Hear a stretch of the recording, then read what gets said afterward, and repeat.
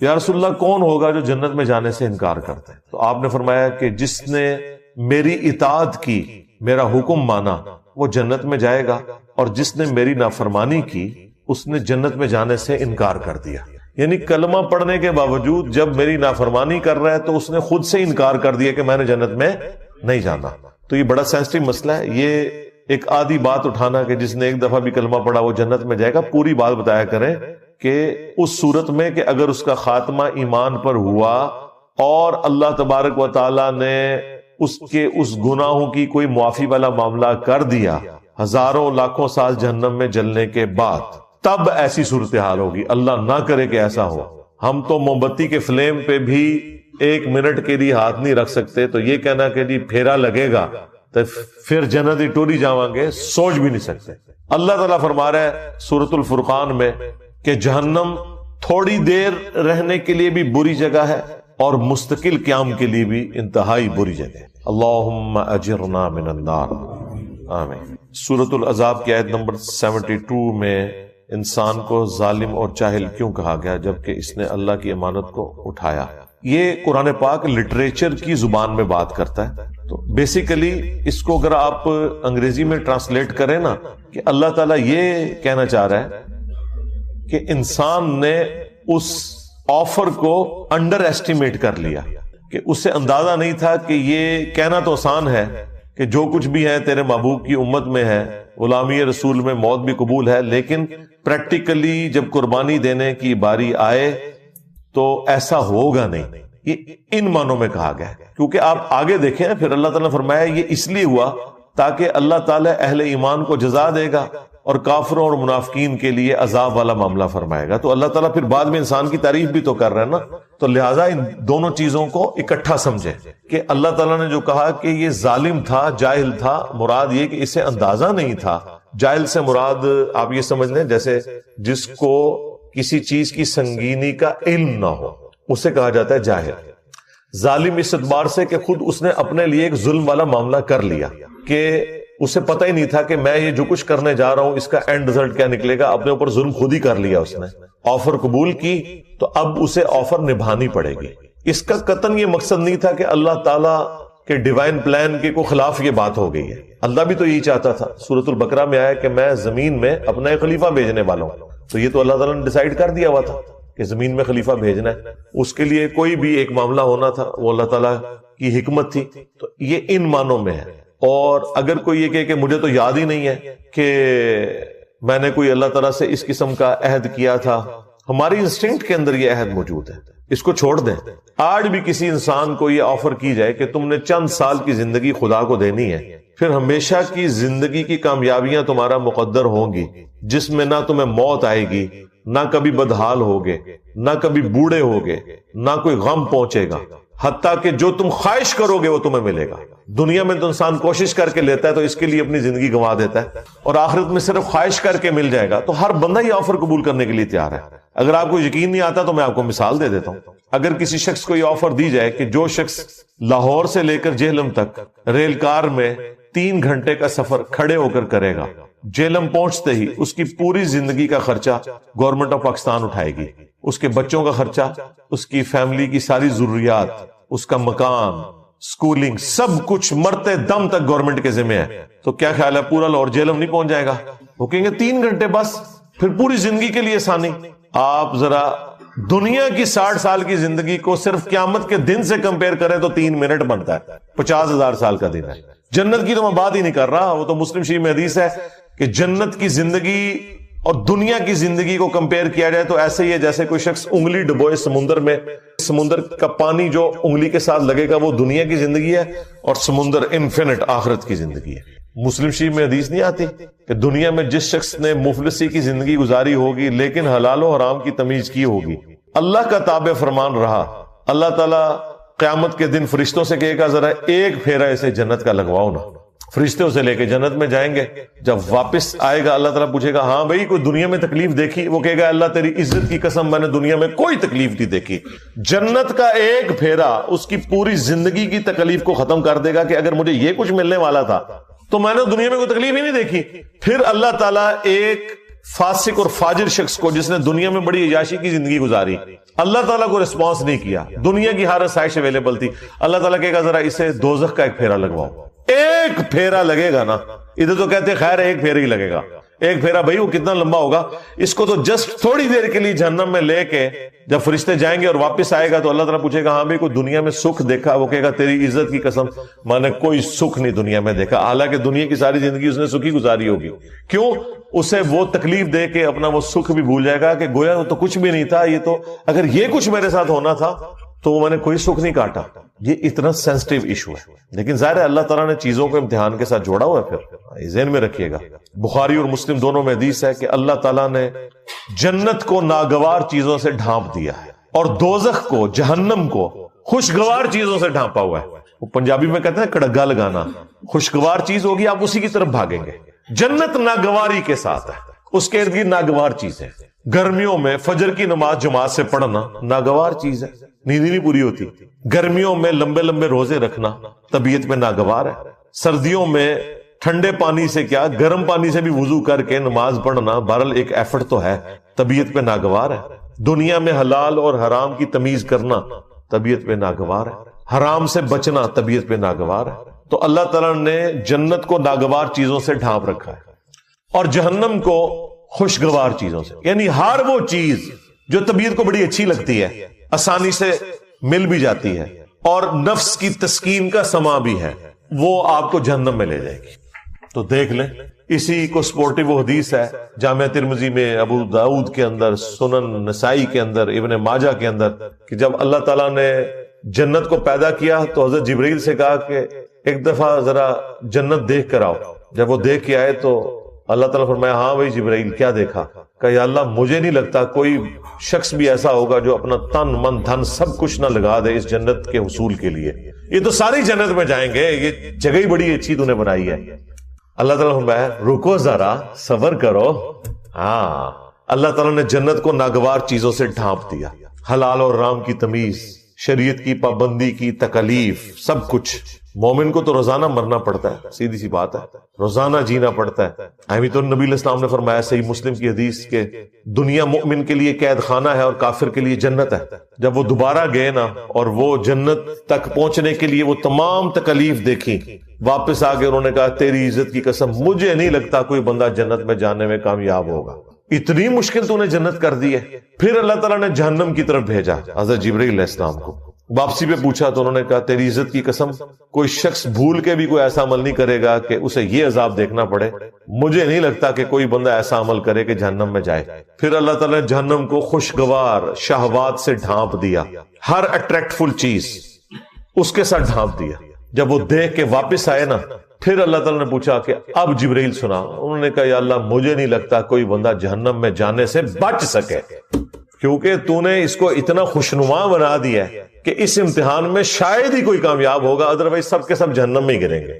لیکن یہ حیران کن بات ہے، دنیا میں جتنے اعمال آپ کو جہنم میں لے جانے والے ہیں نا، جتنی خواہشات جہنم میں لے جانے والی ہیں، یہ ساری خواہشات جنت میں انعام کے طور پر ملنے والی ہیں۔ کتنی حیران کن بات ہے کہ دنیا میں یہ چیزیں جہنم میں جانے کا سبب ہے، آخرت میں جنت میں انعام میں یہ چیزیں ملنے والی ہیں۔ مرد کے لیے کیا سونے چاندی کے کنگن نہیں قرآن میں آیا، ریشمی لباس، یہاں تو 4 عورتوں کی اجازت، وہاں تو کتنی حوریں، ان کی تفصیلات طارق جمیل صاحب سے پوچھیں۔ ہر وہ چیز جو دنیا میں انسان کو ڈیویٹ کر کے جہنم تک پہنچا سکتی ہے نا، جنت میں وہی کچھ انعام مل رہا ہے۔ تو اس کا مطلب آپ سمجھ رہے ہیں کیا ہے؟ اس کا مطلب یہ ہے کہ دنیا میں بیسیکلی ان چیزوں سے روک کے اللہ تعالیٰ نے آپ سے ایک روزہ رکھوایا ہے جس کی افطار جنت میں ہوگی۔ جس طرح دنیا میں آپ حلال چیزیں چھوڑ دیتے ہیں نا روزے کی حالت میں، کیونکہ روزے کی حالت میں وہ چیزیں کھانے سے آپ کا روزہ ٹوٹ جائے گا۔ روزہ دار کے لیے کھانا کھانا، پانی پینا حرام ہے، افطار کے بعد وہ کر سکتا ہے۔ تو لہٰذا دنیا میں جو آپ کو نعمتیں جن سے اللہ تعالیٰ نے روکا ہوا ہے، یا اس کے اوپر کوئی قدغن لگائی ہوئی ہے یا پابندی لگوائی ہوئی ہے، وہ جنت میں اللہ تعالیٰ نے اٹھا لینی ہے اور وہی آپ کے لیے انعام لیا۔ اس سے بڑا کیا انعام ہوگا کہ بخاری مسلم میں حدیث ہے جب جنتی جنت میں داخل ہوں گے تو اللہ تعالیٰ کی طرف سے ایک فرشتہ ندا کرے گا کہ آج کے بعد تمہیں کبھی موت نہیں آئے گی، ہمیشہ زندہ رہو گے۔ لو جی ختم، سب سے بڑی تلوار ختم. آج کے بعد تمہیں کبھی بڑھاپا نہیں آئے گا, ہمیشہ جوان رہو گے. آج کے بعد کبھی تم بدحال نہیں ہوگے, ہمیشہ خوشحال ہی رہو گے. خوشحالی کیا ہے؟ جو آپ خواہش کریں گے وہ آپ کو ملے گا. اور چوتھی چیز فرمائی, آج کے بعد اللہ کبھی بھی تم سے ناراض نہیں ہوگا, ہمیشہ راضی رہے گا. یعنی جنت میں آپ جو مرضی کریں, اللہ کی نافرمانی نہیں ہوگی. کتنی بڑی نعمت ہے. تو دنیا میں روزہ ہے اور جنت میں آخرت میں وہ کھلنے والا ہے. ہاں, یہاں جو بندے پابندی کر لیں گے, بخاری مسلم میں حدیث ہے, جنت اور جہنم کے درمیان لا کر موت کو مینڈے کی شکل میں ذبح کر دیا جائے گا. اللہ تعالیٰ پھر مبارکباد دے گا جنتیوں کو کہ جاؤ بے فکر ہو جاؤ, میں نے موت ہی ختم کر دی, میری مخلوق تھی نا, ختم کر دی. الذی خلق الموت والحیات لیبلوکم ایکم احسن عملا. اللہ نے زندگی اور موت کو اس لیے پیدا کیا تاکہ تمہاری جانچ کرے. موت اللہ کی مخلوق ہے, اس کو اللہ تعالیٰ ختم کر دے گا. جب وہ ختم کر دے گا تو کسی کو موت آئے گی نہیں. اور جہنمیوں کو کہا جائے گا کہ جاؤ آپ اپنی بدبختی کے اوپر چیخو پکارو, تمہیں بھی موت نہیں آئے گی, ہمیشہ کے لیے جہنم میں رہو گے. وَلِعَوْذُ بِاللَّهِ تَعَالَى. اللهم اجرنا من النار. اللهم انا نسألك جنة الفردوس مع النبيين والصديقين والشهداء والصالحين. آمین. تو انسان تھوڑا سا غور و تفکر کرے تو انسان کو پتا چل جائے گا کہ کوئی اللہ تعالیٰ نے انسان کے ساتھ ظلم نہیں کیا. یہ جو آفر لگائی ہے یہ تو ہر بندے نے ویل کر لینی ہے. لہذا وہ بات شروع ہوئی تھی سورہ الاحزاب کی اس آیت سے کہ انسان ظالم تھا, جاہل تھا, اس نے انڈر ایسٹیمیٹ کیا, لیکن جب کامیاب ہو جائے گا پھر اسے کہا جائے گا بھائی مبارک ہو, فرشتے جنت کے دروازوں پہ استقبال کر رہے ہوں گے. تو یہ اللہ کے پلان کا حصہ تھا, اس لیے اللہ تعالیٰ نے آن کیا. پھر دیکھیں اللہ تعالیٰ نے اپنے پیغمبروں کو بھیجا, ان کے ساتھ کتابیں نازل کی تاکہ انسان کو اس ہدایت کے سفر پہ چلنا آسان ہو جائے. سورہ النساء میں اللہ تعالیٰ نے فرمایا ہم نے انبیاء اور کتابیں اس لیے بھیجی تاکہ قیامت کے دن کوئی اللہ تعالیٰ کے اوپر حجت نہ کر سکے انبیاء اور کتابوں کے آ جانے کے بعد. یعنی حالانکہ اللہ تعالیٰ اس چیز کا پابند نہیں تھا, پھر بھی اس کی شفقت ہے. نور علی نور اس نے کیا ہے. ایک ہماری انسٹنکٹ میں اچھائی اور برائی کی تمیز ڈال دی. ہر شخص جھوٹ بولنے کو برا اور سچائی کو اچھا سمجھتا ہے, چاہے اس کے پاس نبیوں کی تعلیمات نہ بھی پہنچی ہو. ہاں, جب نبیوں کی تعلیمات آ جاتی ہیں وہ نور علی نور, نور کے اوپر نور ہو جاتا ہے, پھر تو ہر چیز کھل کے سامنے آ جاتی ہے. اس کے باوجود کوئی شخص جہنم میں چلا جائے تو اس کے اپنے اعمال ہیں. اللہ تعالیٰ نے انسان کے اوپر ظلم نہیں کیا. انا ہدیناہ السبیل اما شاکرا و اما کفورا. ہم نے ہدایت کا راستہ واضح کر دیا, چاہو تو شکر گزاری کی روش اختیار کرو اور چاہو تو ناشکری کی, تمہاری اپنی مرضی ہے. لیکن اس کا یہ مطلب نہیں ہے کہ جو اللہ نے یہ آفر دیے تو اس کا مطلب ہے کہ اللہ تعالیٰ بے پرواہ ہے اس معاملے میں, جو مرضی کرتے رہو. نہیں, اللہ تعالیٰ اپنے تابع فرمان بندوں کو جنت میں پھر بھیجے گا اور جو نافرمان ہے انہیں جہنم میں بھیجے گا. یہ کوئی نہیں کہہ سکتا کہ میری تقدیر میرے اوپر غالب آ گئی. نہیں, اللہ تعالیٰ نے بالکل واضح فرما دیا ہے سورہ الزمر کے اندر. اور میں تو اس آیت کو سورہ الزمر سورت نمبر 39 کی آیت نمبر 7 ہے, میں اسے کہتا ہوں یہ مسئلہ تقدیر کو حل کرنے والی ہے. جو لوگ تقدیر کا سہارا لیتے ہیں نا اپنی برائی کے اوپر پردہ ڈالنے کے لیے, اللہ تعالیٰ کے کھاتے میں ڈال دیتے ہیں, ان کے لیے شرم کا مقام ہے. اللہ تعالیٰ نے کس طرح قرآن پاک میں آیات کھول کے بیان کی ہیں. سورہ الزمر سورت نمبر 39 آیت نمبر 7, ان تکفروا فإن اللہ غنی عنکم. اگر تم کفر کی روش اختیار کرو گے, ناشکری کرو گے, تو جان لو بے شک اللہ تعالیٰ بے پرواہ ہے تم سے. یہ نہیں ہوگا کہ تمہاری ناشکری کرنے سے, تمہاری نافرمانی کرنے سے, تمہارے بے نمازی رہنے سے کوئی اللہ تعالیٰ کو نقصان ہو رہا ہے, کوئی اس کی کوئی کوالٹیز میں کوئی نقص آ جائے گا. نہیں. وَلَا يَرْضَى لِعِبَادِهِ الْكُفْرَ. لیکن یاد رکھنا اللہ اپنے بندوں سے کفر کے لیے راضی نہیں ہے. اگرچہ اس نے کھلی چھٹی دی ہوئی ہے, وہ تو بے پرواہ ہے, لیکن راضی نہیں ہوگا. وَإِن تَشْكُرُوا يَرْضَهُ لَكُمْ. اور اگر تم شکر گزاری کی روش اختیار کرو گے پھر ہی وہ تم سے راضی ہوگا, اسی میں وہ تم سے راضی ہے. لہذا یہ جو ہم کہتے ہیں نا اللہ کو کوئی پرواہ نہیں ہے, مراد یہ نہیں کہ جو مرضی کرتے رہو, مراد یہ کہ اللہ کو فرق نہیں پڑے گا لیکن تسی مارے گئے. کہتے ہیں جی اللہ نو ساڑیاں نمازاں چاہیے, بھئی اللہ کو نہیں چاہیے, تمہیں چاہیے نمازیں. اللہ نے تو کہہ رہی ہے مجھے فرق نہیں پڑتا, لیکن تو گیا اگر تو میرا نافرمان ہوا. اور اس سے یہ بات بھی کلیئر ہوئی کہ جو یہ اکثر جملہ بولا جاتا ہے نا کہ دنیا میں جتنے بھی کام ہو رہے ہیں یہ اللہ کی مرضی سے ہو رہے ہیں, یہ بالکل غلط جملہ ہے. دنیا میں سارے کام اللہ کی مرضی سے نہیں ہو رہے. کیا شرک, کفر, بدکاری اللہ کی مرضی سے ہو رہی ہے؟ نہیں، اللہ کی مرضی تو اللہ نے کہہ دیا کہ میری مرضی کیا ہے، وَلَا يَرْضَى لِعِبَادِهِ الْكُفْرَ، میں ناشکری کی روش اپنے بندوں کے لیے پسند نہیں کرتا، میری کوئی مرضی نہیں اس میں، اللہ کی اجازت سے سب کچھ ہو رہا ہے، پکڑے گا نہیں۔ جس نے اذان کی آواز میں مسجد میں جانا ہے جائے، جس نے نہیں جانا اس کے پاؤں زمین میں نہیں دھسیں گے، اجازت ہے، جو مرضی کرو، لیکن آخرت میں پکڑ لے گا۔ مرضی یہ نہیں ہے کہ جو مرضی کرو، مرضی یہی ہے کہ پیغمبروں کی پیروی کرو، کتابوں کے پیچھے چلو۔ وَإِن تَشْكُرُوا يَرْضَهُ لَكُمْ، اور اگر شکر گزاری کی روش اختیار کرو گے تو اللہ تعالیٰ اپنے بندوں سے یہی پسند کرتا ہے۔ وَلَا تَزِرُ وَازِرَةٌ وِزْرَ أُخْرَى، اور جان لو کہ کوئی جان دوسری جان کا بوجھ قیامت کے دن نہیں اٹھائے گی۔ تم لاکھ کہتے رہو کہ عبد القادر جیلانی ہمیں جنت میں لے جائیں گے، سرکار ایسا ہو ہی نہیں سکتا۔ جب نبی علیہ السلام اپنی بیٹی خاتون جنت کے بارے میں یہ کہہ رہے ہیں نا کہ میری بیٹی فاطمہ میرے مال سے جو لینا ہے لے لے، اگر اللہ کے حضور پکڑی گئی تو میں تیرے کچھ کام نہیں آؤں گا۔ اگر سیدہ فاطمہ کا یہ سٹیٹس ہے تو بابے شاہی کوئی نہیں، ہاں فاطمہ کے جیسا ہے ہی کوئی نہیں، تیرا بابا دے شاہی کوئی نہیں۔ بابے کا نام نہیں لیتے، ہو سکتا ہے بابے نے بیچارے نے نہ کہا ہو، یہ بھی ہو سکتا ہے نا، کہا ہوا تو پھنس جائے گا، نہ کہا ہوا تو بچ جائے گا۔ ہمیں تو کسی بابے سے کوئی انٹرسٹ نہیں۔ ثم الى ربکم مرجعکم، اس کے بعد تمہیں لوٹ کر اپنے رب کے پاس جانا ہے۔ فینبئکم بما کنتم تعملون، تو وہ تمہیں پھر خبر دے دے گا جو کچھ تم دنیا میں کیا کرتے تھے۔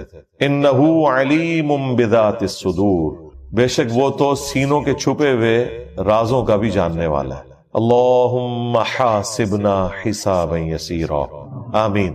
گرفت پہ آ جائے تو وہ سورہ المومن میں آئے کہ وہ آنکھوں کی خیانت کو بھی جانتا ہے۔ آنکھ سے بھی کسی نے کوئی خیانت کی ہے، بدنگاہی کی ہے، یا اس کے ذریعے کسی کو نقصان پہنچانے کی کوشش کی ہے، وہ اللہ تعالیٰ اس کو بھی جاننے والا ہے، والعیاذ باللہ تعالی۔ تو یہ معاملہ بالکل کلیئر ہے۔ پھر ایک اور آیت ہے مسئلہ تقدیر کے حوالے سے، وہ بھی کمال ہے، سورہ طٰہٰ، اس میں اللہ تعالیٰ نے اینڈ پہ جا کے اس حوالے سے عقیدہ کلیئر کیا ہے۔ جو ان لوگوں کا یہ وتیرہ بن چکا ہے نا کہ ہر چیز تقدیر کے اوپر ڈالتے ہیں، وہ اللہ تعالیٰ نے سٹیٹس کلیئر کر دیا ہے، اور کہتے نہیں ہماری تو قسمت تھی، ہم بدبخت نکلے۔ اللہ نے بتایا کہ بدبخت کون ہے؟ بدبخت وہ نہیں ہے جو اپنی مرضی سے اللہ رسول کا راستہ اختیار کرتا ہے، بدبخت وہ ہے جو اپنی مرضی سے اللہ اور اس کے رسول کی نافرمانی کرتا ہے اور پھر وہ بدبختی کا مستحق ہو جاتا ہے۔ تو یہ ہے آیت نمبر 123، قصہ آدم اور ابلیس کے کانٹیکسٹ میں ہے۔ قال اهبطا منها جميعا، اللہ تعالیٰ نے آدم اور حوا سے فرمایا ہے کہ تم اب سب کے سب زمین پر اتر جاؤ۔ سب کے سب سے مراد ہے کہ تم بھی اور تمہاری اولاد جو ہونے والی ہے۔ بعضکم لبعض عدو، تم میں سے بعض کا دشمن ہوگا، ظاہر ہے شیاطین بھی دشمن، انسان بھی انسانوں کے دشمن، یہ سارا معاملہ چلے گا۔ لیکن ایک بات یاد رکھنا، فَإِمَّا يَأْتِيَنَّكُم مِّنِّي هُدًى، اب جب کبھی بھی میری طرف سے کوئی ہدایت کی کتاب آئے گی نا تمہاری طرف، فَمَنِ اتَّبَعَ هُدَايَ، تو جو کوئی بھی پھر ہدایت کی کتاب کی پیروی کرے گا، فَلَا يَضِلُّ وَلَا يَشْقَى، تو نہ وہ کبھی گمراہ ہوگا اور نہ بدبخت ہوگا۔ یہ دیکھ لیں، اللہ تعالیٰ فرما رہا ہے جو کتابوں کی انبیاء کی پیروی کرے گا نہ وہ بدبخت ہوگا نہ گمراہ ہوگا۔ اس کو وائس ورسا کر لیں، جو اپنی مرضی سے کتابوں کا انبیاء کا نافرمان ہوگا وہ خود بدبختی کمائے گا، وہ خود گمراہ ہو رہا ہوگا۔ تو یہ ویسے ہی لوگ آ کے بڑے بولے بن کے پوچھ رہے ہوتے ہیں نا ہم سے، او جی اگر ہماری تقدیر میں پہلے ہی لکھا ہوا ہے، تیری تقدیر واقعی لکھے ہے بدبختہ۔ ہاں آج اگر گورنمنٹ اناؤنسمنٹ کرے نا کہ فجر کی نماز جو جماعت سے پڑھے گا فی فجر کی نماز $1000 دیے جائیں گے اسے، سب تو بڑا بدبخت لے آؤ، وہ بھی بدبخت نہیں ہوئے گا۔ اپنی مرضی سے سب کچھ کر رہا ہوتا ہے انسان، خام خواہ وہ تقدیر کا سہارا لے رہا ہوتا ہے، اپنے آپ کو سیٹسفائی کرنے کے لیے کبوتر کی طرح آنکھیں بند کر لیتا ہے۔ ایسا بالکل نہیں ہوتا، ایسا تو نہیں ہوتا، ایسا تو نہیں ہوتا۔ یہ پتا ہوتا ہے کہ ایسا نہیں ہوتا۔ اپنے دنیاوی معاملات کے اندر کوئی شخص بھی تقدیر کے اوپر معاملات کو نہیں ڈالتا۔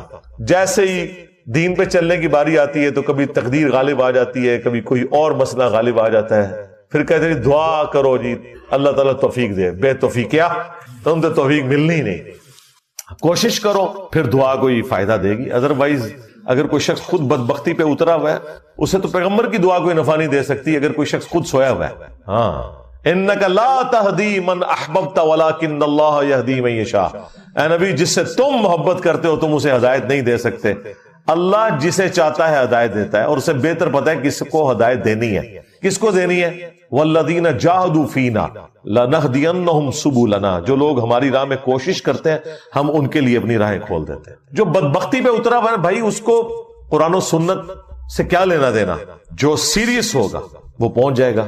مولا علی علیہ السلام کہتے ہیں کہ ایک دن میں نے رسول اللہ سے پوچھا، صحیح بخاری مسلم دونوں میں حدیث ہے، اور یہ مسئلہ تقدیر کے حوالے سے بڑی اسٹانشنگ حدیث ہے کہ یا رسول اللہ، اگر اللہ کی تقدیر میں جنتیوں کا جنت میں جانا، جہنمیوں کا جہنم میں جانا لکھ ہی دیا گیا ہے تو پھر ہم عمل کیوں کرتے ہیں؟ لو جی، دنیا میں اگر کوئی سب سے امپورٹنٹ کوسچن ہے نا جو ہر انسان پوچھتا ہے، وہ مولا علی نے 800 سے 1400 سال پہلے پوچھ کے تہاڈی منجی ٹھکوا دیتی، بدبختو، نافرمانو۔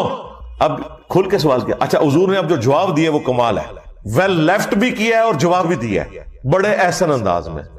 آپ نے فرمایا کہ تم عمل کرتے رہو، جنتیوں کے لیے جنت والے عمل آسان ہو جائیں گے، جہنمیوں کے لیے جہنم والے عمل آسان ہو جائیں گے۔ اب دیکھیں کتنا بڑا چھکا مارا ہے، یعنی جو شخص الٹے کام کر رہا ہے اسے اب کسی سے پوچھنے کی ضرورت نہیں، واقعی جہنمی ہے تو، اور جو کوشش کر رہا ہے اب اسے کسی سے پوچھنے کی ضرورت نہیں، انشاءاللہ وہ جنتی ہے جبھی وہ جنت کے راستے پہ چل جاتا ہے۔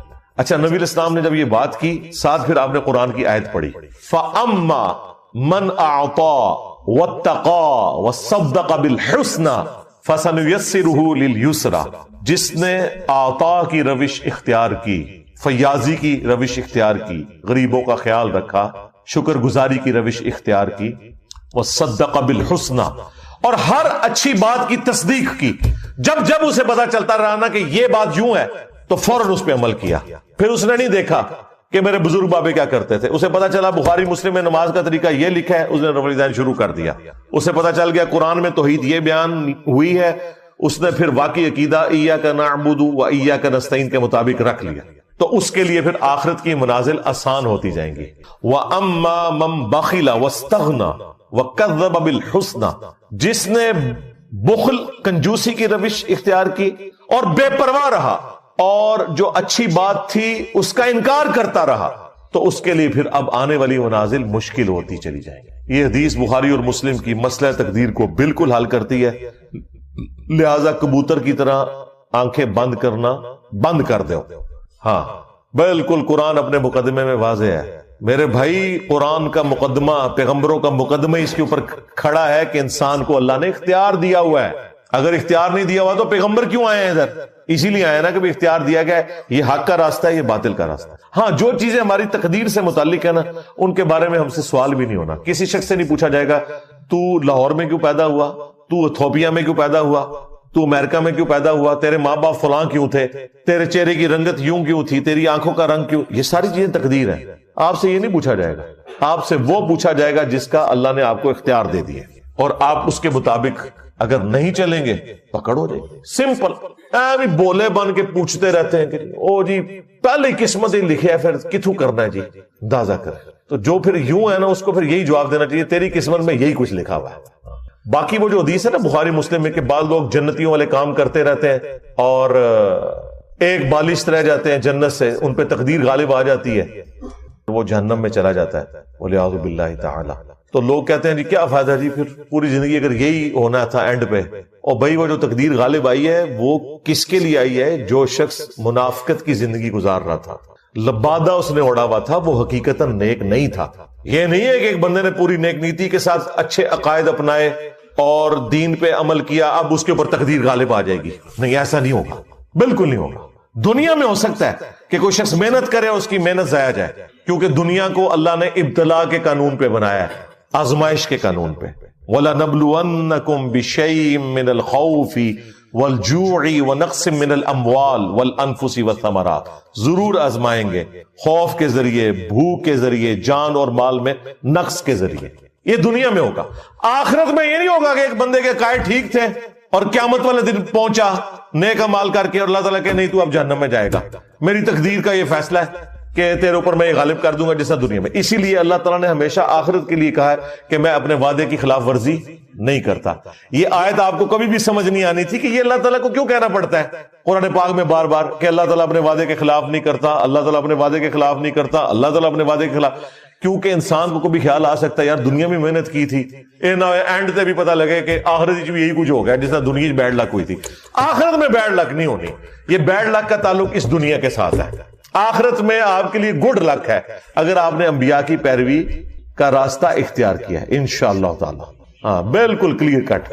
تو اس فرق کو آپ سمجھ لیں. یہ لوگ بعض اوقات اس کو مکس کر دیتے ہیں. ایسا بالکل نہیں ہے, بالکل کلیئر کٹ. جو مولا علی کو حضور نے فرما دیا نا کہ جنتیوں کے لیے جنت کے عمل آسان ہو جائیں گے, جہنمیوں کے لیے جہنم والے اعمال آسان ہو جائیں گے. بس آپ دیکھ لیں دنیا میں آپ کو بھی اندازہ ہو جاتا ہے بعض لوگ کتنا اللہ کو سیریس لیتے ہیں, چھوٹی سی بات کے اوپر بھی کتنے وہمی ہو جاتے ہیں. تو میں اس طرح کے جب لوگوں کو دیکھتا ہوں میں کہتا ہوں جی جنتی روحیں دنیا میں ہی پہچانی جاتی ہیں. کس طرح معاشرے سے ٹکر لے لیتے ہیں اللہ اور اس کے رسول کی خاطر عز و جل و صلی اللہ علیہ وسلم. اور کتنے جنہوں نے صرف دین کا لبادہ اوڑا ہوا ہے, ذرا سی کوئی تکلیف آئی وہ پڑا ہوا دین.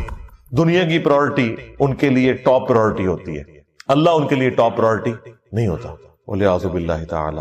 اللہ تعالی ہمیں استقامت کے ساتھ قرآن و سنت کی تعلیمات پر عمل کر کے دوسرے بھائیوں تک پہنچانے کی بھی توفیق عطا فرمائے.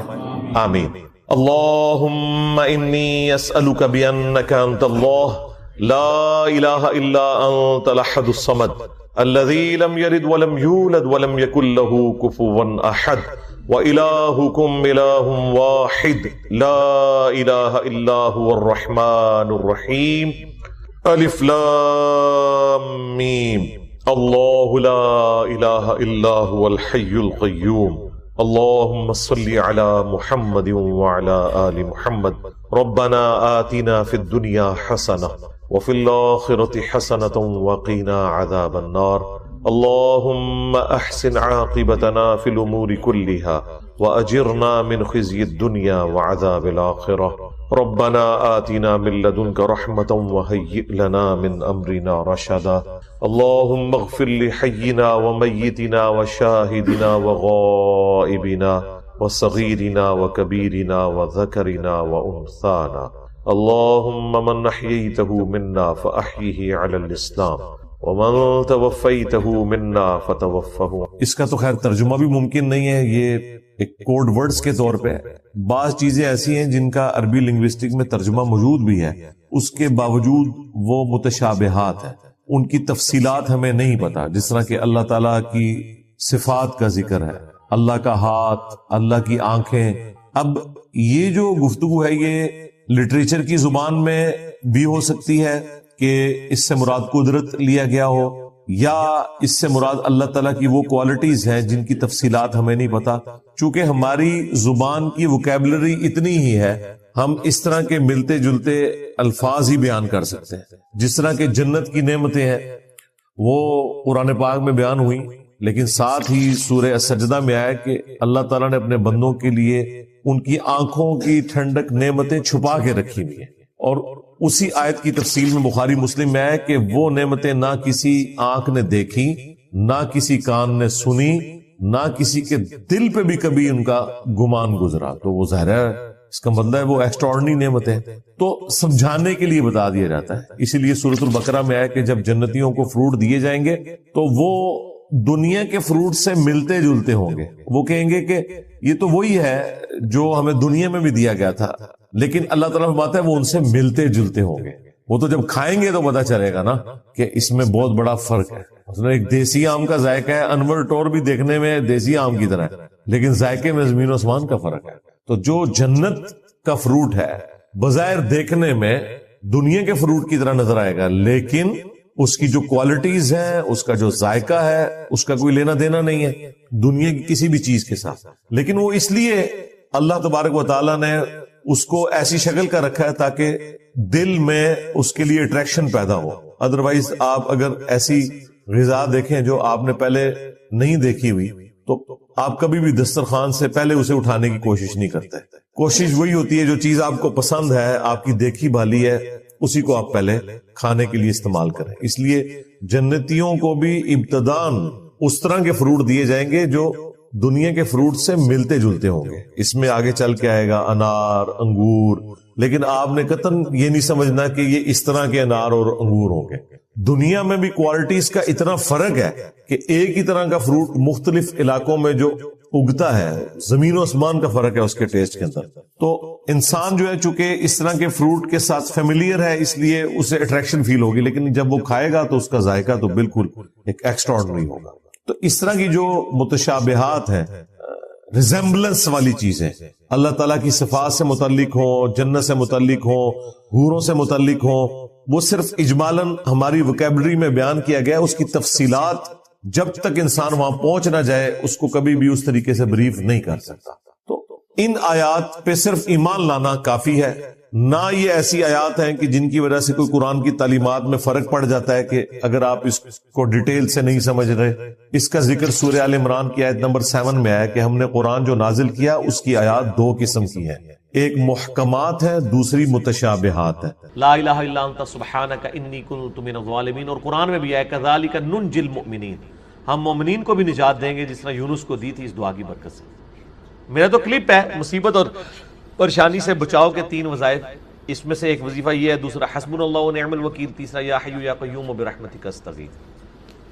صبح شام کے اذکار جو ہیں وہ اگر فرض نماز سے پہلے کر لیے جائیں تو فجر کا وقت داخل ہونے کے بعد صبح کے اذکار کر سکتے ہیں آپ.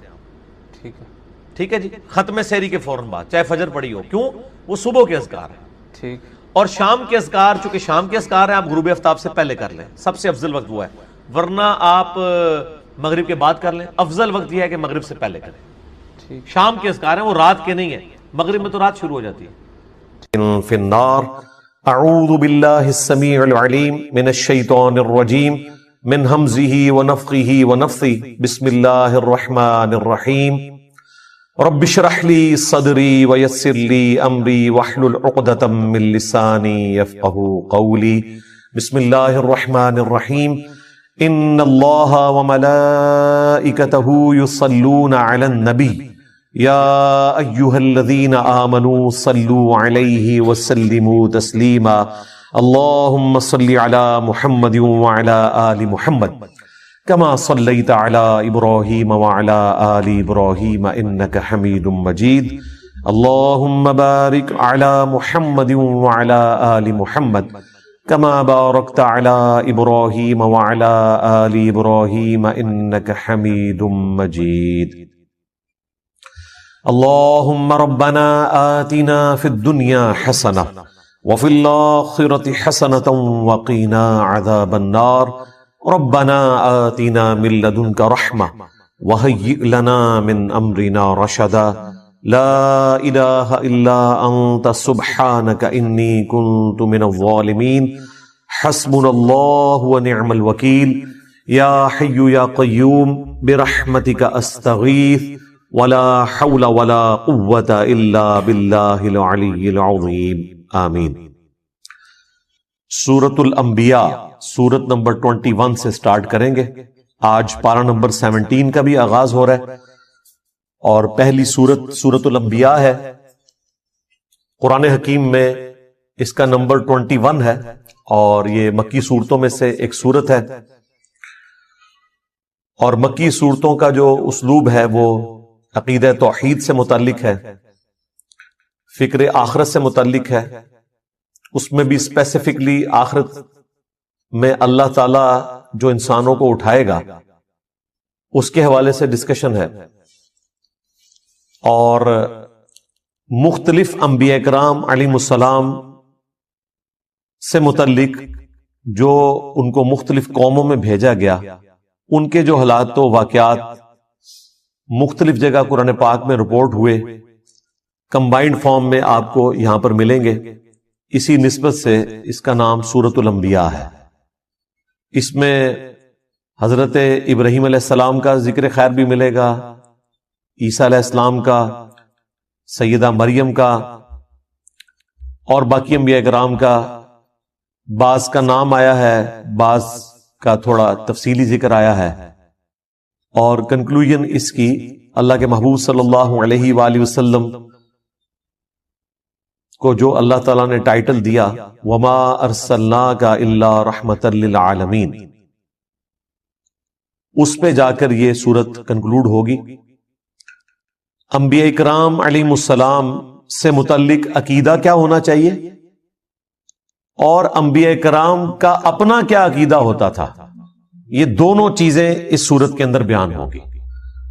عام آدمی جس نے قرآن کبھی ترجمے سے نہیں پڑھا، اس سے اگر پوچھا جائے کہ سورت الانبیاء میں کیا ہوگا، تو عموماً جو آپ کو ان پڑھ جاہل قسم کے لوگ علماء میں سے بھی اور واعظین میں سے بھی، وہ آپ کو یہی کہتے سنائی دیں گے کہ جی اس میں انبیاء کرام کی خوبصورتی کا بیان ہوگا، ان کی آنکھیں کیسی تھیں، ان کے بالوں کا رنگ کیسا تھا، وہ اس قسم کی باتیں بیان کرتے ہیں اور ممبروں سے کرتے ہیں۔ سورت الانبیاء سے بہتر اور کوئی سورت نہیں ہے بات بتانے کے لیے کہ انبیاء سے متعلق آپ کا کیا عقیدہ ہونا چاہیے اور انبیاء کا عقیدہ توحید اپنا کیا تھا۔ یہ دونوں باتیں اس میں بیان ہوئی ہیں۔ اور ہمارے سب کانٹیننٹ میں جو دین تصوف نے عقائد کی خرابی پروپیگیٹ کر دی ہے، اس کی جڑ کاٹنے کے لیے ایک سورت کافی ہے، چھوٹی سی سورت ہے، اور عقیدہ توحید کو بھی واضح کرے گی، انبیاء کرام علیہ السلام کے اپنے سٹیٹس کو بھی واضح کرے گی کہ انبیاء کے بارے میں آپ نے کیا عقیدہ رکھنا ہے، ان کو منی گاڈ نہیں بنانا، اور انبیاء کرام ہر مشکل ہر پریشانی میں اپنے رب کی طرف رجوع لاتے تھے۔ اس کا ذکر بھی آپ کو اس میں ملے گا۔ یہ ڈومیننٹ چیز ہے سورۃ الانبیاء کے حوالے سے۔ سٹارٹ ہی میں آپ کو نبی اسلام کا جو ذکر خیر ہے، آپ کی جو دعوت توحید ہے، اس کے مقابلے پر مشرکین عرب نے جو آپ کو رسپانس کیا اور جو آپ کے لیے غلط زبان استعمال کی، آپ علیہ السلام کو جو تانے دیے، اور اس پر جو اللہ تعالیٰ کا جواب ہے، شروع کی چند آیات میں ہی آپ کو عقیدہ کلیئر ہو جائے گا۔ اس عقیدے کا کوئی لینا دینا نہیں ہے دین تصوف میں پھیلائے گئے عقیدوں سے، جن میں پیغمبر منی گاڈ ہوتا ہے، کوئی بزرگ بابا جو ہے وہ منی رسول ہوتا ہے، اور ان کے علماء جو ہیں وہ منی صحابی ہوتے ہیں۔ یعنی اس طرح ان کو ٹائٹل دیے ہوتے ہیں انہوں نے، اور ایسے مرتبے دیے ہوتے ہیں۔ یہ سٹارٹ ہی میں آپ کو بالکل کلیئر ہو جائے گا۔ اعوذ باللہ من الشیطان الرجیم، بسم اللہ الرحمن الرحیم۔ اقترب للناس حسابہم، قریب آ گیا ہے لوگوں کے حساب کا وقت، وہم فی غفلۃ معرضون، لیکن ان کا حال یہ ہے کہ وہ غفلت میں منہ پھیرے ہوئے ہیں۔ ایبسولوٹلی اس آیت کو دیکھا جائے تو پوری انسانیت کے لیے، جیسے انسان نے مرنا ہے، آخرت کی زندگی شروع ہو جانی ہے، اس کا حساب بالکل اس کے قریب ہے، لیکن انسان غفلت کی زندگی گزار رہا ہے۔ اور اگر آپ اسے ریلیٹیولی دیکھیں آنے والے ٹاپک کے ساتھ، تو یہ مشرکین عرب سے متعلق ہے کہ اللہ تعالیٰ نے ان کے لیے فیصلہ فرما لیا ہے کہ ان پر عذاب استیصال آئے گا، غزوہ بدر کی شکل میں، اس کے بعد غزوہ احد کی شکل میں، خندق کی شکل میں۔ کئی لوگوں کو اس سے پہلی توبہ کی توفیق مل جائے گی، کئی کو نہیں ملے گی۔ ان کے حساب کا وقت اب قریب آ چکا ہے، لیکن یہ غفلت میں منہ پھیرے ہوئے ہیں۔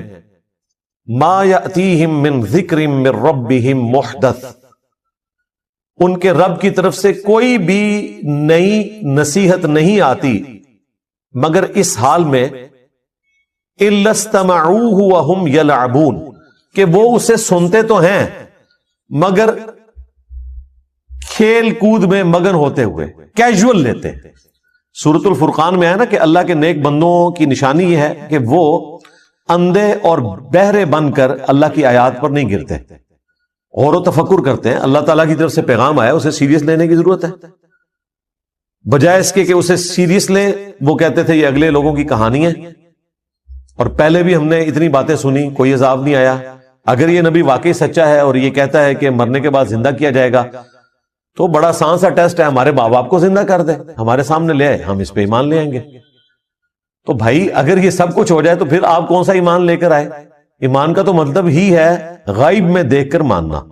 ان الذین یخشون ربہم بالغیب لہم مغفرۃ واجر کبیر، جو اپنے رب سے بغیر دیکھے ڈرتے ہیں ان کے لیے مغفرت اور بڑا اجر ہے. دیکھ کر تو سب نے مان لینا ہے. تو اللہ تعالیٰ فرما رہا ہے ان کے پاس کوئی بھی نصیحت آتی ہے، قرآن کی کوئی بھی صورت نازل ہوتی ہے، آیات نازل ہوتی ہیں، تو وہ اسے کیجول لیتے ہیں، اس حال میں سنتے ہیں کہ وہ کھیل میں مگن ہے. آج مسلمانوں کا بھی یہی حال ہے. مسلمان تو خیر اس سے بھی پیچھے چلے گئے، وہ کم از کم سن لیتے تھے، یہ تو سننے سے بھی قاصر ہے. عربی آتی نہیں ہے، ترجمہ سنتے نہیں ہیں. لاہیۃ قلوبہم، ان کے دل غافل ہو چکے ہیں. وَأَسَرُّ النَّجْوَى، اور یہ آپس میں سرگوشیاں کرتے ہیں. الذین ظلموا، جو کہ ظالم لوگ ہیں، اور کہتے کیا ہیں؟ هل هذا الا بشر مثلکم، یہ تو نہیں مگر تمہارے جیسا ہی ایک انسان. یعنی نبی اسلام کے بارے میں وہ کہتے ہیں یہ تمہارے جیسے ہی ایک انسان ہے، اس نے جو دعوی پیغمبری کیا ہے اس میں اور ہم میں کوئی فرق نہیں. نعوذ باللہ. افتأتون السحر وانتم تبصرون، کیا تم پیروی کرو گے اس جادو کی جس کو تم اپنی آنکھوں سے دیکھ رہے ہو کہ یہ جادو کر رہا ہے، اس میں کوئی حقیقت نہیں ہے، تو آنکھوں سے دیکھنے کے باوجود تم اس سحر کی پیروی کرنا شروع کر دو گے. وَلِعَوْذُ بِاللَّهِ تَعَالَى. یہ نبی اسلام کے لیے وہ غلط کلمات استعمال کرتے تھے. اس کے بعد بھی کافی ساری چیزیں آئیں گی، لیکن اس میں غور طرف بات یہ ہے کہ ان کی بات سچ ہے لیکن اس کا اینگل انہوں نے غلط دیا ہوا ہے. یہ بات تو سچ ہے کہ نبی اسلام بھی انسان ہی تھے. سورہ بنی اسرائیل میں آیا کہ اگر زمین پر فرشتے آباد ہوتے تو ہم فرشتوں میں سے پیغمبر بھیجتے. اب چونکہ انسان آباد ہیں تو انسانوں میں سے پیغمبر آئے گا. بات سچ ہے، لیکن بظاہر تو یہ ہماری طرح کے انسان ہیں، اس میں کوئی شک نہیں ہے. سب سے بڑا فرق اس حوالے سے جو وہ ایمفسائز نہیں کرتے تھے وہ یہ تھا کہ ان پر اللہ کی طرف سے وحی آتی ہے، اور وہ ایسا کلام لے کر آئے ہیں عربیوں میں کہ عربی بھی ششدر رہ گئے قرآن کے اس اعجاز کو دیکھ کر. اسی وجہ سے جو لوگ حق سے غافل تھے انہوں نے یہ کہنا شروع کر دیا گویا کہ نبی اسلام جادو کر دیتے ہیں لوگوں کے اوپر. جو بھی سنتا ہے وہ آپ پر ایمان لے آتا ہے اگر وہ سلیم الفطرت ہوا. اگر بےایمانی پہ اترا ہوا ہے تو اس کے لیے قرآن میں کوئی ہدایت نہیں. سیدھی سی بات ہے، قرآن میں ہدایت اس کے لیے جو واقعی ہدایت قبول کرنا چاہے. صحیح مسلم میں جو دماد نامی ایک عامل کا ذکر ملتا ہے، اردو میں ہم زماد کہتے ہیں، عربی میں دماد ضاد کے ساتھ. وہ جھاڑ پھونک کا کام کرتا تھا. صحیح مسلم شریف میں آتا ہے کہ وہ جب مکے میں آیا تو کچھ لوگوں نے اس سے کہا کہ اس طرح ہمارے ایک بڑے ڈائنامک انسان تھے، بڑی اچھی پرسنالٹی محمد صلی اللہ علیہ وآلہ وسلم کی، اور کچھ عرصے سے انہوں نے یہ باتیں کرنا شروع کر دی ہیں. ہمیں لگتا ہے کہ وہ غار ہرا میں جو گئے تھے وہاں پر ان کے اوپر کوئی آسیب کا سایہ ہو گیا، تو تم علاج کرنا جانتے ہو تو تم ان کا علاج کرو. کوئی جادو ہو گیا ان کے اوپر یا آسیب آ گیا. صحیح مسلم کے الفاظ ہیں کہ وہ نبی اسلام کے پاس آیا تو اس نے کہا کہ اے محمد اگر آپ چاہیں تو میں آپ کا علاج کر سکتا ہوں، آپ بتائیں کہ آپ کیا دعوت رکھتے ہیں، میں آپ کی بات سننا چاہتا ہوں تاکہ میں جج کروں. تو نبی اسلام نے ابھی قرآن تلاوت نہیں کیا، آپ نے صرف خطبے کے سٹارٹ کے الفاظ اس کے سامنے تلاوت کیے. ان الحمد للہ نحمده ونستعینه ونستغفره ونعوذ باللہ من شرور انفسنا ومن سیئات اعمالنا. یہ خطبہ جو میں سٹارٹ میں پڑھتا ہوں. اس نے کہا کہ ایک دفعہ مجھے دوبارہ سنائیں. دوبارہ سنا تو اس نے کہا میں گواہی دیتا ہوں کہ آپ اللہ کے رسول ہیں. یہ کلام ایسا کلام ہے ہی نہیں ہے. ابھی قرآن نہیں پڑھا تھا، صرف خطبے کے الفاظ. اور ظاہر اس میں تو دعوت تھی نا، آپ نے گاڈ اورینٹڈ ہونا ہے.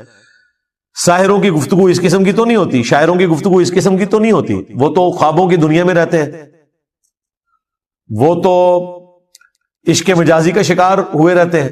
یہ تو گاڈ اورینٹڈ چیز، اور وہ بھی اتنی پروفیشن کے ساتھ، وہ ایمان لے آیا. اب اس فیلڈ کے ایکسپرٹ نے اسلام قبول کر لیا. ہونا تو چاہیے تھا جن لوگوں نے بھیجا تھا وہ سارے بھی مسلمان ہوتے، کیونکہ جس بندے کے اوپر ان کا تکیہ تھا وہی مان لے آیا. لیکن وہی ہوا جس طرح جادوگر ایمان لے آئے، فرعون نہیں ایمان لے کر آیا، حالانکہ فرعون کو ایمان لانا چاہیے تھا کہ اس کے اپنے جادوگر مان گئے کہ یہ جادو نہیں ہے۔ یہاں پر بھی کافروں کو مان لینا چاہیے تھا کہ ضماد نے جب یہ بات کہہ دی تو پھر یقیناً نبی علیہ السلام ایک غیر معمولی انسان ہے، لیکن چونکہ وہ حق قبول نہیں کرنا چاہتے تھے، اللہ تعالیٰ نے ان کو ہدایت نہیں دی، تو پھر ان کے پاس بہانہ یہ ہوتا تھا کہ یہ جادو ہے، اگلے لوگوں کی کہانیاں ہیں۔ اب اس کے جواب میں نبی علیہ السلام نے اللہ کے حضور عرض کی، قال ربی یعلم القول فی السماء والارض، نبی علیہ السلام نے کہا کہ میرا رب خوب جانتا ہے جو بات کہی جاتی ہے آسمان میں اور زمین میں، وَهُوَ السَّمِيعُ الْعَلِيمُ، اور وہی سننے والا ہے، سب کچھ جاننے والا ہے۔ یعنی نبی علیہ السلام نے اپنے غم کی فریاد اپنے رب کے حضور رکھی اور مشرکین عرب سے کہا کہ یہ جو کچھ تم باتیں کر رہے ہو نا میرے بارے میں، میرا رب خوب جانتا ہے، اسے تو پتا ہے کہ میں اللہ کا پیغمبر ہوں، ہر چیز سے وہ واقف ہے۔ بل قالوا اضغاث احلام، بلکہ وہ یہ بھی کہنا شروع ہو گئے کہ یہ پریشان خواب ہیں، بل افتراہ، بلکہ یہ خود سے انہوں نے گھڑ لیا ہے، بل ہوا شاعر، نہیں بلکہ یہ شاعر ہے، خود بھی ایک بات کے اوپر قائم نہیں ہے۔ دیکھیں اگر کسی شخص کو یہ پتا چل گیا کہ یہ سامنے والا بندہ کیا ہے تو وہ بار بار اپنا بیان تو نہیں بدلتا۔ تم نے ساحر کہا، چیپٹر کلوز کرو، نہیں تسلی نہیں ہوئی کیونکہ جھوٹ کہا ہوا تھا نا۔ کسی کو یہ لولی پاپ دے دیا کہ ان کو خواب آتے رہتے ہیں، وہ یہ بیان کرتے ہیں۔ بعض جگہ پہ آیا کہ یہ اساطیر الاولین ہے، اگلے لوگوں کی کہانیاں بیان کرتے ہیں۔ اچھا، بعض لوگوں کو انہوں نے کہا کہ انہوں نے اللہ پر جھوٹ باندھ دیا، اور بعض کو کہا کہ یہ شاعر ہے۔ اب اتنے زیادہ بیانات، جادوگر، دیوانہ، اگلے لوگوں کی کہانیاں، پریشان خواب، جھوٹ گھاڑ لیا ہے، شاعر ہیں، مجنون ہیں، یعنی یہ 7 تو میں نے انگلیوں پہ آپ کو گنوا دی گالیاں جو وہ دیا کرتے تھے اپنے نظام میں۔ اب اس کے اگینسٹ نبی علیہ السلام کو نبوت ثابت کرنے کے لیے وہ ڈیمانڈ کیا رکھ رہے ہیں؟ فَلْيَأْتِنَا بِآیَةٍ كَمَا أُرْسِلَ الْأَوَّلُونَ، اگر واقعی یہ پیغمبر ہے نا تو یہ اس طرح کے معجزات کیوں نہیں لے کر آتا جو معجزات اگلے لوگوں کو، اگلے پیغمبروں کو دیے گئے تھے۔ یعنی یہ ہمیں خود ہی بتاتا ہے کہ موسیٰ علیہ السلام کے پاس عصا کا معجزہ تھا، وہ اژدہا بن جاتا تھا، عیسیٰ علیہ السلام مردوں کو زندہ کر دیتے تھے، تو اس قسم کا کوئی معجزہ یہ ہمیں بھی کر کے دکھائے، ہم مان لیں گے۔ اچھا، یہاں تک اگر بات دیکھی جائے تو لاجیکلی ان کی بات درست ہے کہ جو پیغمبر عوام کے سامنے اگلے انبیاء کے واقعات بیان کر کے اور ان کے معجزات بتا کر دعوی نبوت کر رہا ہے، تو اس کا منطقی نتیجہ یہ ہے کہ اس کے مخاطبین اس سے کہیں کہ اچھا یہ جو آپ بتا رہے ہیں آپ بھی کر کے بتائیں نا، تو ہم آپ پر ایمان لے آئیں گے۔ تو یہ ڈیمانڈ کوئی غلط نہیں تھی ان کی، لیکن اللہ کا فیصلہ کچھ اور تھا۔ اللہ تعالیٰ نے اس کے جواب میں کیا فرمایا؟ اس جگہ پر ہر جگہ جواب ڈیفرنٹ آئے گا، یہاں پر کیا جواب آیا؟ ما آمنت قبلہم من قریۃ اہلکناہا، ان سے پہلے جو بستیاں ہلاک کر دی گئیں ان کے رہنے والے بھی ایمان نہیں لے کر آئے تھے۔ افہم یؤمنون، تو کیا اب یہ لوگ ایمان لے آئیں گے؟ یعنی اللہ تعالیٰ نے اپنا ایک رول بتا دیا کہ اگلے انبیاء کے ماننے والوں کی ڈیمانڈ کے اوپر ہم نے منہ مانگے معجزات دکھائے تو اس کا اینڈ رزلٹ یہی نکلا کہ ایمان وہ نہیں لے کر آئے، تو ان کے ساتھ بھی یہی ہونا ہے۔ اگر ہم نے ان کا منہ مانگا معجزہ دکھا دیا تو یہ ایمان نہیں لائیں گے، لیکن اس کے بعد رزلٹ کیا نکلے گا؟ وہ سورہ بنی اسرائیل میں اللہ تعالیٰ نے جب 9 معجزات کا ذکر کیا جو نبی علیہ السلام سے وہ ڈیمانڈ کرتے تھے، انہوں نے ایک پوری لسٹ ان کو پیش کی تھی کہ آپ آسمان پر چڑھ کر بتائیں، ہمارے سامنے چڑھے اور ہمارے سامنے آپ کتاب لے کر اترے، ہم مان لیں گے. آپ کا کوئی باغ ہو جس میں آپ نہریں رواں کر دیں, آپ کا سونے کا کوئی گھر ہو, اس قسم کی وہ ڈیمانڈ کرتے تھے. اس کے جواب میں اللہ تعالیٰ نے فرمایا کہ تم فرماؤ کہ میں بشر ہوں, رسول ہوں, میرا کام دعوت حق پیش کرنا ہے, یہ معجزات اللہ کے پاس ہے. اور پھر کئی جگہ پر قرآن پاک میں اس بات کا جواب اللہ تعالیٰ نے اس طریقے سے دیا کہ اگر ہم ان کو منہ مانگا معجزہ دکھا دیں گے پھر ان کے لیے وقت مقرر کر دیا جائے گا, پھر یہ توبہ نہیں کر سکتے, اگر ایمان نہیں لائیں گے تو ہلاک کر دیے جائیں گے, جس طرح کے اگلے لوگ ہلاک کر دیے گئے. سورۃ المائدہ کے اینڈ میں بھی آتا ہے نا, جب عیسیٰ علیہ السلام کے ماننے والوں نے کہا نا کہ آپ آسمان سے ہمارے لیے کھانا نازل ہونے کی دعا کریں, تو عیسیٰ علیہ السلام نے کیا کہا تھا کہ اگر تمہیں یہ منہ مانگا معجزہ دکھایا گیا اور یہ کھانا نازل ہوا اور پھر جس نے انکار کیا پھر اللہ تعالیٰ کی طرف سے عذاب آئے گا. یہ اللہ تعالیٰ نے فرمایا کہ میری طرف سے اعلان ہے, ان کو سنا دو. تو یہ اللہ تعالیٰ کا قانون ہے کہ جب منہ مانگا معجزہ پورا کیا جائے, اس پر انکار آئے تو پھر اللہ تعالیٰ اس قوم کو ہلاک کر دیتا ہے. لہٰذا یہ اللہ تعالیٰ کی رحمت ہے کہ منہ مانگا معجزہ نہ دکھایا جائے. رہا یہ وسوسہ آنا کہ ہو سکتا ہے کہ وہ ایمان لے آئے, تو بھائی پورا ٹریک ریکارڈ ہے, لوگ ایمان نہیں لے کر آئے. سورۃ الانعام میں, سورہ الحجر میں اللہ تعالیٰ نے فرمایا کہ اگر ہم ان کی آنکھوں کے سامنے آسمان سے قرآن کو نازل کرتے تختیوں کے اوپر, اور یہ نازل ہوتا ہوا دیکھ لیتے, اور اس لکھی ہوئی کتاب کو اپنے ہاتھوں سے چھو بھی لیتے, تب بھی انہوں نے یہ کہنا تھا کہ ہماری آنکھوں پر جادو کر دیا گیا. یعنی دل بے ایمان تے اجتا ڈھیر. آپ یہ نہ سمجھے کہ اگر ان کی وہ ڈیمانڈ پوری کی جاتی تو انہوں نے مان لینا تھا, بالکل نہیں ماننا تھا. کیا جادوگروں کے ایمان لانے کے بعد فرعون نے مان لیا تھا کہ میرے ایکسپرٹس نے ڈکلیئر کر دیا ہے کہ یہ جادو نہیں ہے, یہ پیغمبر ہے؟ نہیں مانا. تو یہ اللہ کی رحمت ہے, منہ مانگا معجزہ نہ دکھانا.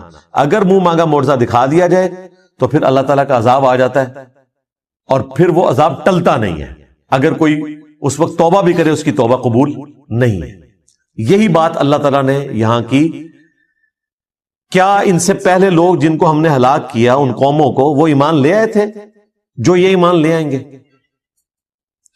اب اس سے یہ بھی پتا چل گیا کہ نبی علیہ السلام کو اللہ تعالیٰ نے کافروں کو دکھانے کی خاطر اس قسم کا کوئی معجزہ نہیں دیا جو کافر ڈیمانڈ کیا کرتے تھے. لہذا یہ دعویٰ کرنا کہ عبد القادر جیلانی نے مردہ زندہ کیا اور اس میں یہ رنگ بھرنا کہ چونکہ حضرت عیسیٰ علیہ السلام نے مردہ زندہ کیا تھا تو اس امت کے اولیاء جو ہیں وہ بنی اسرائیل کے پیغمبروں کی طرح ہیں, یہ کوئی آیت حدیث نہیں ہے. یہ ایک آپ سمجھ لیں قرآن و حدیث سے ڈڈکٹ ہوئی ہے بات, اور وہ صرف علماء کے لیے نہیں ہے, یہ پوری امت ہی نبیوں والا کام کر رہی ہے. کنتم خیر امت اخرجت للناس تأمرون بالمعروف وتنہون عن المنکر. یہ پوری امت ختم نبوت کی برکت سے نبیوں والا کام کر رہی ہے.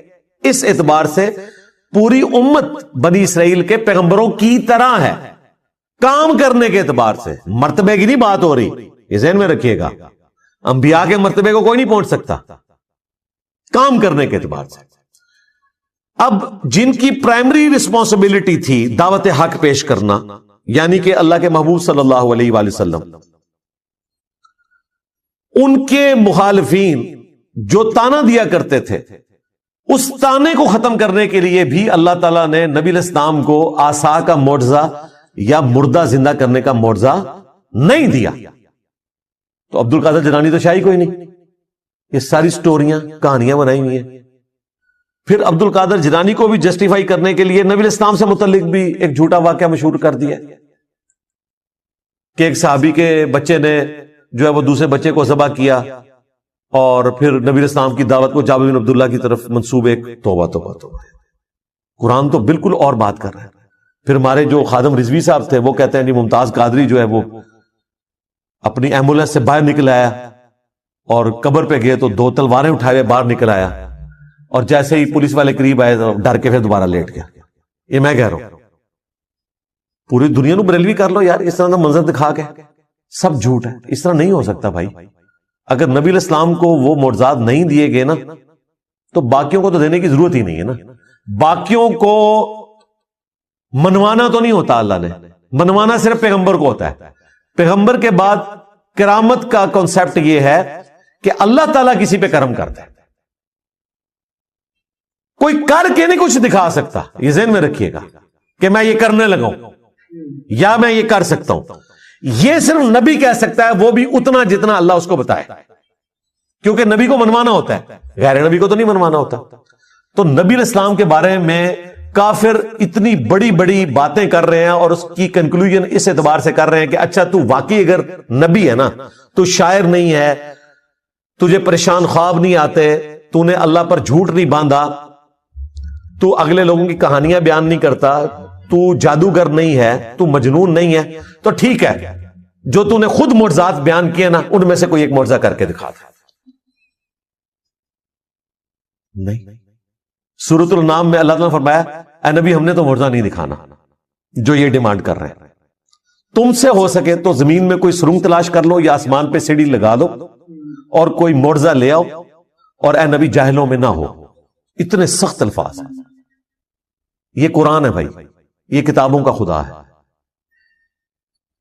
یہ بابوں کا خدا نہیں ہے، یہ بابوں کا پیغمبر نہیں ہے، یہ بابوں کا دین نہیں ہے، یہ کتابوں کا دین ہے، جو واقعی صحیح بات اللہ تعالیٰ کی طرف سے انسانیت کو پہنچائی گئی ہے۔ تو کلیئر کٹ اللہ تعالیٰ نے فرمایا کہ چونکہ اگلے لوگ ایمان نہیں لے کر آئے تھے، یہ بھی نہیں لائیں گے، لہٰذا ان کے لیے یہ ہے کہ انہیں ڈھیل دی جائے اور منہ مانگا معجزہ نہ دکھایا جائے۔ سورۃ الانبیاء کی 6 آیات پوری ہوئی ہیں اور مسلمانوں کی اکثریت کا عقیدہ اس کا جنازہ نکل گیا کہ اس عقیدے کا کوئی لینا دینا نہیں ہے قرآن و سنت کے عقائد کے ساتھ۔ سورۃ الانبیاء یہ پڑھ کے بتا دیتے تو انہیں پتا چل جاتا کہ انبیاء کا کیا سٹیٹس ہے۔ اس کے جواب میں اگر یہ قرآن کی آیات آدھی پڑھی جائیں اور ان سے پوچھا جائے کہ بتاؤ پھر اللہ نے کیا جواب دیا ہوگا، تو یہ تو آپ کو یہی بتائیں گے کہ اللہ تعالیٰ نے پھر معجزات دے دیے ہوں گے، تو ایسا نہیں ہوا۔ سورۃ العنکبوت میں اللہ تعالیٰ نے فرمایا کہ اے نبی اس قرآن کے نزول سے پہلے نہ تو آپ کتاب میں سے کچھ پڑھ سکتے تھے، نہ اپنے دائیں ہاتھ سے کچھ لکھ سکتے تھے، ورنہ یہ چیز کافروں کو شک میں مبتلا کر دیتی کہ یہ کتاب آپ نے خود لکھ لی ہے۔ کیا ان کے لیے کافی نہیں ہے کہ اللہ تعالیٰ کی آیات صبح و شام ان پر تلاوت کی جاتی ہیں؟ یہ معجزہ ہے۔ تو دعوی نبوت والا معجزہ نبی علیہ السلام کا قرآن ہے، جس طرح کہ عیسیٰ علیہ السلام کا مردوں کو زندہ کرنا اور موسیٰ علیہ السلام کا لاٹھی کو پھینک کر اژدہا بنانا اور اسے ہاتھ لگانا اور دوبارہ اس کا لاٹھی بننا، اس طریقے پہ نبی علیہ السلام کا معجزہ یہ قرآن ہے۔ یہ سورۃ العنکبوت میں اور کئی صورتوں میں ذکر ہوا، اور نبی علیہ السلام نے تو بالکل کھول کر اس کو مزید بیان کیا۔ بخاری مسلم میں حدیث ہے اللہ تعالیٰ نے ہر نبی کو کوئی نہ کوئی معجزہ دیا تھا۔ یہ معجزہ تو ہم ویسے علم الکلام میں استعمال کرتے ہیں، قرآن و سنت میں اس کے لیے ٹرم آتی ہے آیتن، یہاں پر بھی دیکھ لیں فَلْيَأْتِنَا بِآیَةٍ، نشانی، معجزہ عقل کو عاجز کر دینے والی چیز، فزیکل فینامنا آف نیچر کو توڑنے والی چیز، اس لیے ہم یہ معجزہ کی ٹرم استعمال کرتے ہیں۔ ویسے اس کے لیے ٹرم ہے آیا، نشانی۔ تو اللہ تبارک و تعالی نے نبی علیہ السلام کو قرآن کا معجزہ دیا۔ بخاری مسلم میں اس حدیث میں آتا ہے کہ ہر نبی کو معجزہ دیا، مجھے اللہ تعالیٰ نے وحی کا معجزہ دیا ہے۔ میں اللہ سے امید کرتا ہوں قیامت کے دن سب سے زیادہ متبعین میری امت سے ہوں گے، کیونکہ اللہ تعالیٰ نے مجھے ایک یونیک معجزہ دیا ہے، وحی کا معجزہ۔ اور وہ بخاری مسلم میں آتا ہے کہ جنتیوں کا نصف امت محمدیہ سے ہے صلی اللہ علیہ وآلہ وسلم، کیونکہ معجزہ سب سے بڑا ہے۔ لاجیکلی اس سے بیسٹ کوئی آپشن ہو نہیں سکتا تھا۔ ختم نبوت کے بعد اگر انسانی ہسٹری نے ہزاروں سال تک چلنا ہے اور کسی پیغمبر نے نہیں آنا، اور میں اکثر اہل حدیثوں کو چھیڑتا ہوں کہ آپ کی اور بریلویوں کی ایک بات کامن ہے کہ عورتیں نہیں قبروں پہ جا سکتی۔ یہ میرا موقف نہیں، نبی علیہ السلام کا موقف ہے۔ صحیح مسلم میں حدیث ہے، آپ صلی اللہ علیہ وآلہ وسلم نے فرمایا، اس میں میرا ایک ریسرچ پیپر بھی ہے، رسول اللہ صلی اللہ علیہ وآلہ وسلم کی آخری وصیت ہے، ریسرچ پیپر نمبر 1۔ اس میں نے قبروں پہ حاضری کے حوالے سے ہر چیز ایڈریس کر دی ہے۔ اسی میں آپ کو حدیث بھی مل جائے گی صحیح مسلم کی، انٹرنیشنل نمبر کے مطابق 2259 ہے. آپ صلی اللہ علیہ وآلہ وسلم نے فرمایا میں تمہیں قبروں کی زیارت سے منع کرتا تھا لیکن اب میں تمہیں حکم دیتا ہوں کہ قبروں پہ جاؤ تاکہ آخرت کی یاد آئے. ٹھیک ہوگا جی. اور اس کے علاوہ بھی صحیح مسلم میں 2256 نمبر حدیث ہے کہ آپ صلی اللہ علیہ وآلہ وسلم نے اوپر تلے 8-10 حدیثیں ہیں, یہ بھی صحیح مسلم میں. اما عائشہ کہتی ہیں ایک رات آپ میرے ساتھ لیٹے ہوئے تھے, رات کا کچھ حصہ گزر گیا تو آپ صلی اللہ علیہ وآلہ وسلم اپنے مبارک بسترے سے اٹھے, بقیع غرقد قبرستان چلے گئے اور آپ نے 3 دفعہ یوں ہاتھ اٹھا کے وہاں دعا کی اور پھر واپس آئے. کہتے ہیں میں پیچھے پیچھے گئی لیکن میں بھی پہلے ہی واپس آ کے بسترے پہ لیٹ گئی تاکہ نبی علیہ السلام کو نہ پتہ چلے, سانس پھولا ہوا تھا. آپ نے فرمایا کہ اے عائشہ تم نے گمان کیا کہ اللہ اور اس کا رسول تم سے خیانت کریں گے, یعنی تم نے یہ سمجھا میں کسی اور بیوی کے پاس چلا گیا ہوں. تو اے عائشہ مجھے سچ سچ بتاؤ تم کیا میرے پیچھے آئی تھی, اور اگر تم نہیں بتاؤ گی تو مجھے اللہ تو بتا ہی دے گا. اے علم غیب بھی کلیئر ہو گیا, اللہ تو مجھے بتا ہی دے گا. تو انہوں نے کہا یا رسول اللہ میں گئی تھی. تو فرمایا کہ میں جب لیٹا تو جبرائیل علیہ السلام کو اللہ تعالیٰ نے میرے پاس بھیجا اور انہوں نے کہا کہ اللہ تعالیٰ فرماتا ہے کہ آپ اہل بقیع کے لیے دعائیں مغفرت کریں. تو میں رات کو اٹھ کے قبرستان گیا اور 3 دفعہ ہاتھ اٹھا کے دعا کی. سیدہ عائشہ نے پوچھا یا رسول اللہ جب میں جاؤں یا ہم لوگ قبرستان جائیں تو ہم کیا دعا کریں؟ تو آپ صلی اللہ علیہ وآلہ وسلم نے دعا تعلیم فرمائی, السلام علیکم اہل الدیار من المؤمنین والمسلمین وَإِنَّا إِن شَاءَ اللَّهُ بِكُمْ لَلَاحِقُونَ نَسْأَلُ اللَّهَ لَنَا وَلَكُمُ الْعَافِيَةَ. تم پر سلامتی ہو اے مومنین اور مسلمین, مرد و عورت اس قبرستان میں جو دفن ہو, ہم ہمارے اپنے لیے اور تمہارے لیے اللہ سے عافیت کا سوال کرتے ہیں اور ہم بھی مر کے تمہارے پاس ہی آنے والے ہیں. یہ دعا صحیح مسلم کے اندر موجود ہے. سیدہ عائشہ کو آپ نے یہ تعلیم فرمائی, انہوں نے کہا کہ میں کیا پڑھوں, تو آپ نے فرمایا تم یہ پڑھنا. اس سے کیا پتہ چلا کہ عورتیں قبرستان جا سکتی ہیں. لہذا یہ سعودیہ والوں نے جو بقیع غرقد قبرستان کے بعد لکھ کے لگایا عورتوں کی حاضری منع, یہ بالکل خلاف سنت ہے اور وہ عورتوں کو نہیں جانے دیتے قبرستان. غلط ہے, غلط کام کوئی بھی کرے غلط ہے. کیوں؟ نہ میں وہابی نہ